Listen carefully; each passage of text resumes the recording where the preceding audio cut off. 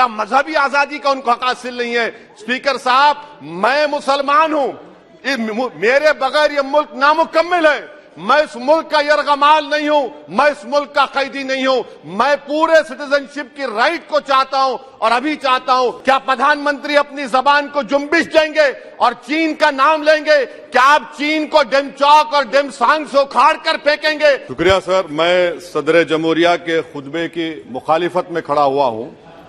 मैं बरसर इख्तिदार जमात से जानना चाहूंगा, क्या ये सच नहीं है, क्या ये सच नहीं है कि आप ही के आदादो शुमार 75वां NSSO का डेटा ये कहता है कि 25% मुस्लिम बच्चे पैसों की गुर्बत की वजह से तालीम से ड्रॉप आउट हो जाते हैं?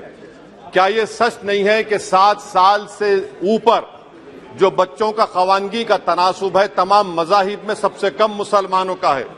क्या ये सच नहीं है कि ग्रॉस अटेंडेंस रेशियो तमाम मजाहिब का सबसे कम मुसलमानों का है? क्या यह सच नहीं है कि सबसे कम एनरोलमेंट जो होता है वो मुसलमानों का है? क्या यह सच नहीं है कि AISHE की रिपोर्ट ये कहती है कि हायर एजुकेशन में मुसलमान का तनासुब 5% से 4% पर आ चुका है? और ये सरकार इन तमाम आदादो शुमार को देखते हुए, इनके आदादो शुमार को सामने रखते हुए सदर जमहूरिया के खुतबे में लफ्ज अकलियत का, माइनॉरिटी का जिक्र भी नहीं किया गया, जो भारत की आबादी का 19% का हिस्सा है। ये इनकी मोहब्बत है अकलियतों से और मुसलमानों से। सर, क्या यह बात सच नहीं है कि आपने माइनॉरिटी के बजट को 40% कम कर दिया, स्कॉलरशिप के पैसों में 560 करोड़ रुपए कम कर दिए? ये आपकी मोहब्बत है जो नफरत की निशानी बनती है। नरेंद्र मोदी की सरकार ये नहीं चाहती कि अकलियत और मुसलमानों के बच्चे तालीम याफ्ता होकर इस देश को मजबूत करें। वो उनको हमेशा गुर्बत और नाइंसाफी का शिकार बनाकर रखना चाहती है।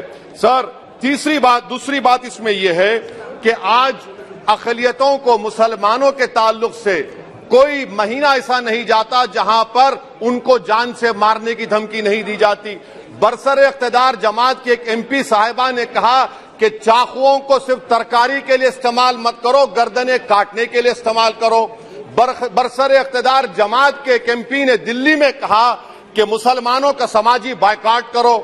बरसर इख्तिदार जमात ने गुलबर्गा के रेलवे स्टेशन को हरा रंग किया गया था, उसको ये कहकर तब्दील कर दिया कि मुसलमानों का रंग है। सर, मैं पूछना चाहता हूं, क्या नरेंद्र मोदी की सरकार तिरंगे के हरे रंग को निकाल देंगी? क्या हरा रंग मुसलमानों का है? क्या नरेंद्र मोदी की सरकार खरबूजे पर पाबंदी आयद कर देगी और देश की जनता से कहेगी कि नागपुर में आपके हेड ऑफिस में उगा हुआ सिर्फ संतरा खाया जाएगा? सर, नारी शक्ति की आप बात करते हैं तो बिल्किस बानो अगर मुसलमान नहीं होती तो बिल्किस बानो को इंसाफ मिल जाता। 20 साल से बिल्किस बानो लड़ रही है मगर उसका नाम बिल्किस बानो है। आप इंसाफ नहीं करना चाहते बिल्किस बानो से। ये नारी शक्ति आपकी है। पसमानदा मुसलमान से आपकी मोहब्बत, दीजिए 1950 के प्रेसिडेंट ऑर्डर तरमीम करिए, दलित मुस्लिम का स्टेटस पसमानदा को दीजिए। आप नहीं देना चाहते। क्या मजहबी आजादी का उनको हक हासिल नहीं है? स्पीकर साहब, मैं मुसलमान हूं, मेरे बगैर ये मुल्क नामुकम्मिल है। मैं इस मुल्क का यरगमाल नहीं हूं, मैं इस मुल्क का कैदी नहीं हूं। मैं पूरे सिटीजनशिप की राइट को चाहता हूं और अभी चाहता हूं। कब आप बिहार के सुरजापुरी और कोल्हिया बादरी को कौमी OBC स्टेटस देंगे? स्पीकर साहब, दूसरी अहम बात मैं कहना चाह रहा हूं, चीन का जिक्र आपने किया। क्या प्रधानमंत्री अपनी जबान को जुम्बिश देंगे और चीन का नाम लेंगे? क्या आप चीन को डेमचौक और डेमसांग से उखाड़ कर फेंकेंगे?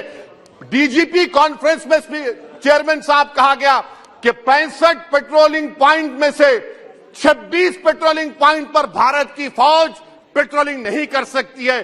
चीन से आप डरते हैं। अरे, डिसएंगेजमेंट हुआ तो डी-एस्केलेशन कब होगा, डी इंडक्शन कब होगा? चीन से आप डरते हैं। 3 साल से चेयरमैन साहब 50,000 भारत की फौज हजारों फीट चोटियों पर बर्फ में खड़ी हुई है। देश के प्रधानमंत्री को क्या भारत की आवाम पर भरोसा नहीं है? भारत की फौज पर भरोसा नहीं है? अरे, चीन का नाम लीजिए वजीर आजम, डरिए मत चीन से। तीसरी पॉइंट सर, हमारे कानून के मंत्री चले गए। पैराग्राफ 79 और 80, 82 में बेसिक स्ट्रक्चर पर आईनी ओहदों पर बैठे हुए लोग बेसिक स्ट्रक्चर पर तनकीद करते हैं, लॉ मिनिस्टर कॉलेजियम पर तनकीद करते हैं। इस ऐवान में जब एनजेसी का बिल आया, मैं वाहिद एमपी था, अब याद होगा आपको, जो मैंने कहा था कि भारत के संविधान के खिलाफ होगा बेसिक स्ट्रक्चर के। इंदिरा गांधी से सबक हासिल करना चाहिए। इंदिरा गांधी कहती थी कि जुडिशियरी मेरी पाबंद होना, अब नरेंद्र मोदी कहते हैं कि जुडिशियरी मेरी वफादार होना। इंदिरा गांधी ने 42nd अमेंडमेंट किया, देश की जनता ने इंदिरा गांधी को इख्तियार से बेदखल कर दिया। आप वही इंदिरा गांधी के इराक को ला रहे हैं। आप बताइए स्पीकर साहब, क्या ईसाई मानने वाले व्हाइट टेरर हैं? क्या ईसाई मजहब के लोग व्हाइट टेरर को फरोग देते हैं? आप बताइए। मैं यहां पर जजेस को तहफ्फुज करने के लिए नहीं खड़ा हूं, मैं बेसिक स्ट्रक्चर की हिफाजत में बोल रहा हूं।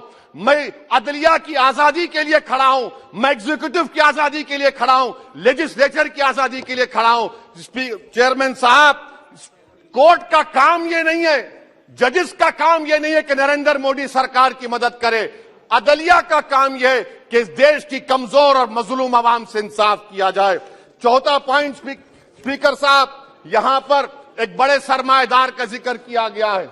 क्या यह बात सच नहीं कि कांग्रेस और बीजेपी ने ओलिगार्क्स को पैदा किया? आप दोनों ने मिलकर ओलिगार्क्स को पैदा किया। आज इसी वजह से 60% मुल्क की दौलत 1% जनता के पास है। आप दोनों ने बैठकर मलाई खाई और गरीब और नौजवान पिस रहा है। अरे बताओ, ये जो 28 लोगों की लिस्ट है जो देश का पैसा खाकर भाग चुके हैं या बैठे हुए, उसमें कोई मुगलों का नाम है क्या? कोई मुगलों का नाम नहीं है, मगर आप उस पर कुछ नहीं बोलेंगे। संडेसरास कंपनी है, 15,000 करोड़ नाइजीरिया और केनिया की कोर्ट में जाकर कहती हैं कि हम हिंदू हैं, भारत को आएंगे तो प्रोसिक्यूशन होगा। आपने कोर्ट में कुछ नहीं कहा, वहां पर एसआईटी आपने बनाई। मगर शुक्र है, मैं लाइटर वेन में कह रहा हूं कि हाइडनबर्ग अगर यहां होता तो यूएपीए लग जाता उस पर। और सर, मैं नरेंद्र मोदी सरकार को मशवरा दे रहा हूं लाइटर वेन में कि ये अंग्रेजी का अल्फाबेट ए बड़ा अशुभ है आपके लिए। AA को आपने कहा कि बेटा फाइटर एयरक्राफ्ट बना, बैंकरप्ट हो गया। अब कैपिटल ए को आपने 17 इंडस्ट्री दे दिए, हम पूरे विश्व में मार्केट कैप हमारा 5वें नंबर पर आ गया। सर, देश के प्रधानमंत्री से बताना चाह रहा हूं कि वजीर दाखिला का नाम भी ए से शुरू होता है। मैं खत्म कर रहा हूं। मैं स्पीकर चेयरमैन साहब, मैं सरकार से पूछना चाह रहा हूं कि क्या जनवरी 2024 और फरवरी में क्या ये सरकार थर्मो न्यूक्लियर ब्लास्ट करने जा रही है? कि आपने हमारे अतराफ में देख लिया कि उसके अवाक़िब और नताइज क्या निकलने वाले हैं? चेयरमैन साहब, मैं आपको बता रहा हूं कि चीन के बारे में क्या हमको बीबीसी की की रिपोर्टिंग की जरूरत पड़ेगी, जिस तरह 2002 गुजरात के बारे में कहा गया। स्पीकर साहब, अकलियतों के बारे में, मुसलमानों के बारे में एक शायर ने कहा था, आग से आग बुझाने को कहा जाता है, जख्म पे जख्म खाने को कहा जाता है।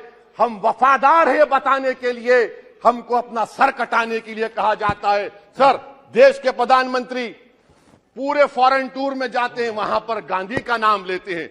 मुझे अप्रीहेंशन, खदशा इस बात का है कि इस देश में 2 बाबा कौम हो जाएंगे, एक सावरकर होगा और एक सौतेला बाबा कौम। कहीं आप महात्मा गांधी को ना बना दे तो सर मैं खत्म कर रहा हूं सर। इसीलिए मैं आपके जरिए से हुकूमत से मुतालबा करता हूं कि प्लेसेस ऑफ वर्शिप एक्ट को डिस्टर्ब ना किया जाए, मुसलमानों का अक़लियतों का बजट बढ़ाया जाए, बिल्किस बानो से इंसाफ करिए, चीन से मत डरिए प्रधानमंत्री, चीन को काट पर फेंकिए। शुक्रिया सर।